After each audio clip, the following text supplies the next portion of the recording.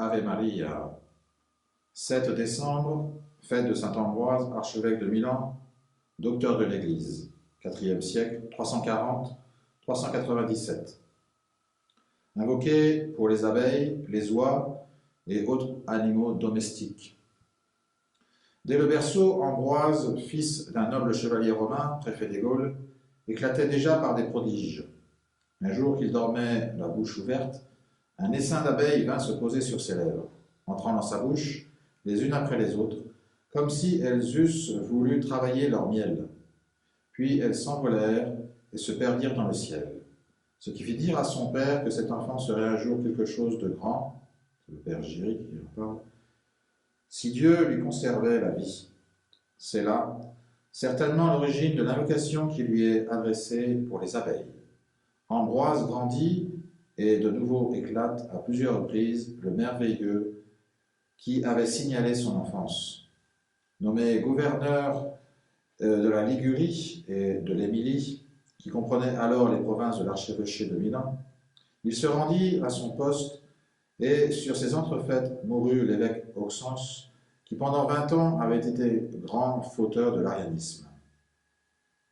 Quand il fut question de nommer son successeur, les catholiques et les ariens ne pouvaient s'entendre. On craignait que ce dissentiment ne causât des désordres. Ambroise, comme gouverneur de la province, crut devoir venir dans l'assemblée pour interposer son autorité le cas échéant. Il prit la parole avec une forte et suave éloquence, exhortant le peuple à procéder à l'élection dans le plus grand calme. Il n'avait pas encore fini de parler qu'un enfant se mit à crier « Ambroise, évêque !» Aussitôt, par une inspiration divine, l'assemblée divisée auparavant en deux parts répéta tout d'une voix « Ambroise, évêque !» Ambroise, qui était seulement catéchumène, se regardant comme indigne d'une si haute fonction, opposa à ce verdict les dénégations les plus énergiques pour convaincre les électeurs de son dignité. Il alla jusqu'à simuler les vices qui étaient les antipodes de sa nature et de son caractère, puis, voyant que cette manière d'agir n'ébranlait pas leurs convictions, il prit le parti de s'enfuir, et après avoir marché toute la nuit dans la direction de Pavie, il se trouva au point du jour à une des portes de Milan. Le dessein de Dieu était évident, les desseins de Dieu étaient évidents, il comprit qu'il fallait se soumettre à sa volonté. Le premier acte d'Ambroise, lorsqu'il eut pris possession de son siège, fut de distribuer aux pauvres tout son or et tout son argent. Il apparut aux yeux de tous comme un miroir de sainteté, dit Rivadenera.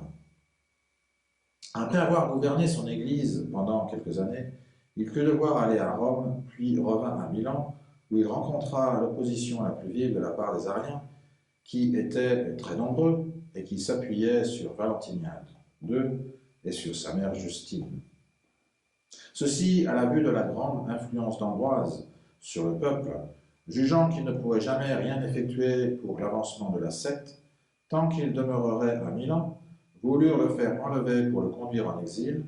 Leur projet échoua honteusement. Ils suscitèrent alors contre lui un misérable qui vint pour assassiner le saint évêque, mais à peine fut-il devant lui que tout à coup sa main se sécha, son bras s'engourdit, et il se jeta aux pieds d'Ambroise en lui demandant pardon. Après la victoire remportée par Théodose sur l'armée de Maxime, Ambroise retrouva un peu de calme. Le nouvel empereur, en effet, était merveilleusement disposé à respecter les droits de l'Église. Bientôt éclatèrent simultanément à tous les yeux et l'énergique fermeté de l'évêque et la religieuse soumission de l'empereur. Les habitants de Thessalonique, dans une sédition populaire, avaient tué un officier de Théodose qui, mal conseillé et sous le prétexte spécieux de maintenir son autorité, fit massacrer 7000 hommes en moins de 3 heures. Quelques jours après, l'empereur étant venu à l'église, Ambroise se présenta à la porte et lui en défendit l'entrée jusqu'à ce qu'il eût confessé son crime et fait une pénitence publique. Théodose obéit, se retira dans son palais, où, dévoré par le remords, il pleura 8 mois entiers. Le jour de Noël étant proche, il revint à la porte de l'église, non pour y pénétrer par violence, mais pour demander pardon et miséricorde. Saint Ambroise, après avoir constaté la sincérité de son repentir, et avoir été témoin de sa pénitence publique lui donna enfin l'absolution. Ambroise assista à divers conciles, entre autres à Rome et à Aquilée, où il combattit les hérétiques avec la vigueur qui l'a toujours caractérisé dans tous ses actes. Ribadeneira en mentionne la délivrance d'un possédé qu'il accomplit à Florence, dont Martène, De Antiquis Ecclesiae Ritibus, deuxième volume 353, cite une formule d'exorcisme composée par lui. La science du Saint-Évêque était aussi profonde que son éloquence était admirable. Les petits bollandistes donnent la liste de nombreux écrits qu'il composa. Saint Ambroise est ordinairement représenté crossé, mitré avec un livre, et près de lui, une ruche d'abeilles, dont il a été question plus haut.